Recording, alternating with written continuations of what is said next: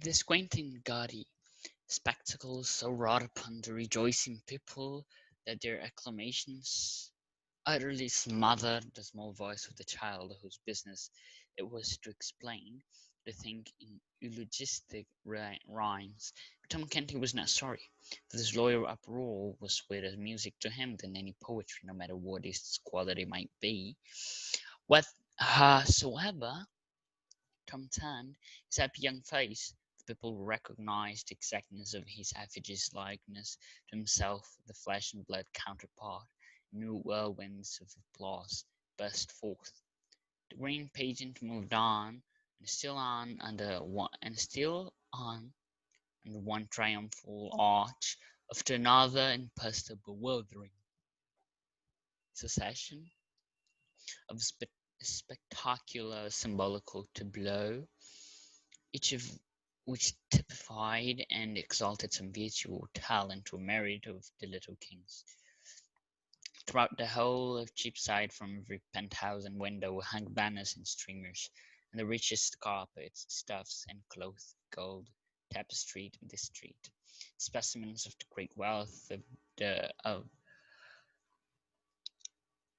the stores within, and the splendor of the thoroughfare was equalled in other streets, and some even surpassed.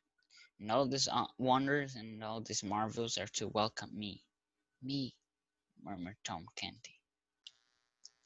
The mock king's cheeks were flushed with excitement, his eyes were flashing, his senses swam in a delirium of pleasure. At this point, just as he was raising his hand to fling another rich largesse, he caught sight of a pale, stern face, which was strained forward out of the second rank of the crowd, its intense eyes riveted upon him.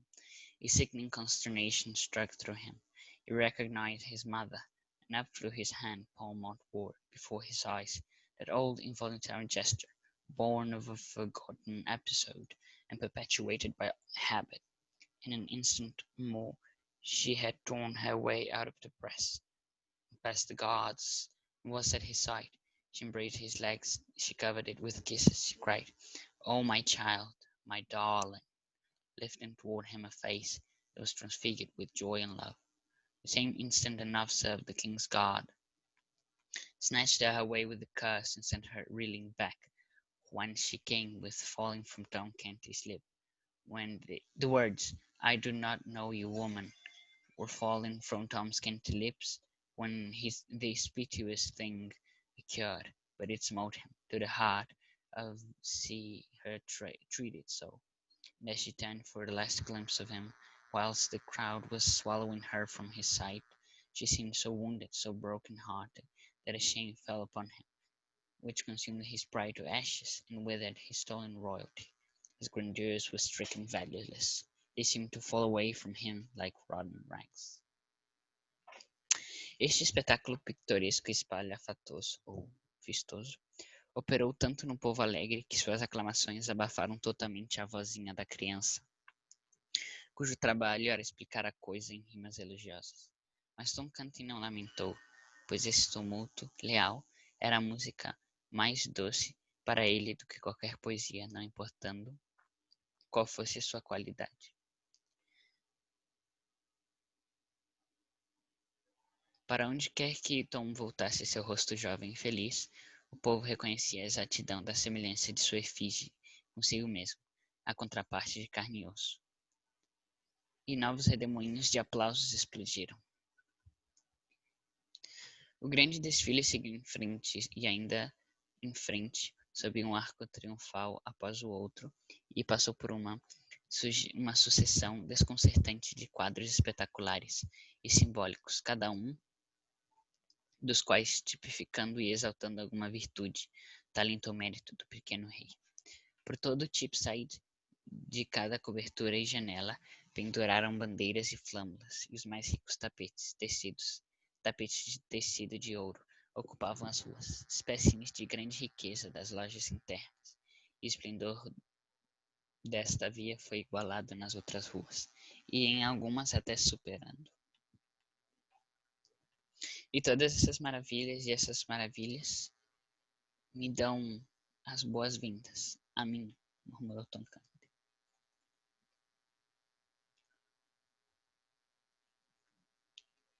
As bochechas do falso rei estavam vermelhas de excitação. Seus olhos estavam brilhando, seus sentidos nadaram em um delírio de prazer.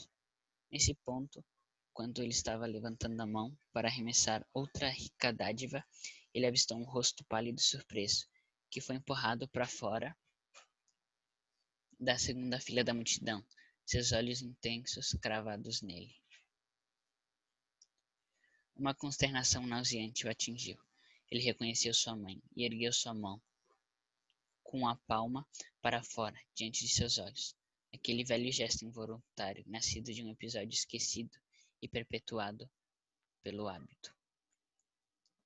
Em um instante mais, ela havia escapado da multidão. Passado pelos guardas, estava ao lado dele. Ela abraçou sua perna, cobriu-a de beijos e gritou: "Oh, meu filho, meu querido!", erguendo em sua direção um rosto transfigurado de alegria e amor.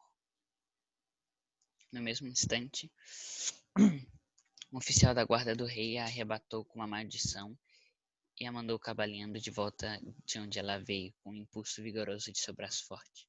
As palavras "eu não te conheço, mulher" estavam caindo dos lábios de Tom, quando essa coisa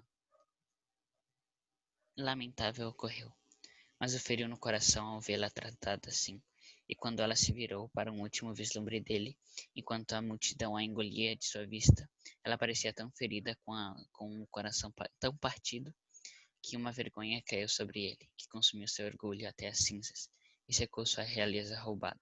Suas grandezas foram atingidas sem valor. Pareceu cair para longe dele como trapos podres.